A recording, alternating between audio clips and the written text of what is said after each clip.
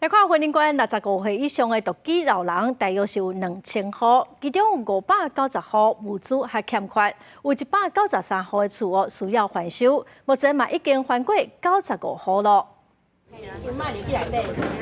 亚头厝顶的家庭人员将老厝的厝业已搬开，要重新进行修缮作业。大旧年4号向96岁女性阿嬷，因为厝年久失修，只要落雨就用面潭接水，捌因为地面淡然造成伊骨倒。现在温管府透过公司部门合作进行修缮作业。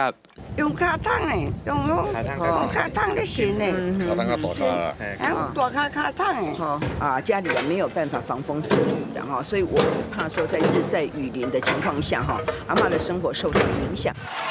为了照顾婚姻馆内独居长辈和边缘户顶，消费处启动风寒风扰选比计划，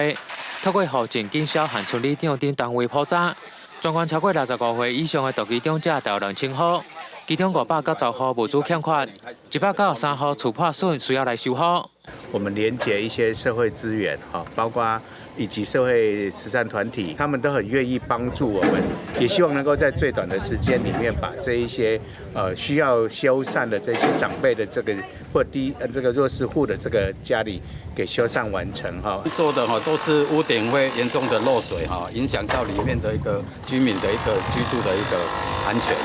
婚姻馆府就讲，经过老亲厝和社会处合作推动下，已经完成95户老厝修缮，另外还有20户由设计公司规划搬进中，但还未动工的家户，各基金会下包括台湾省义工团、同济会等公益团体合作，希望会当量早完成老厝的修缮工程。记者向为你报道。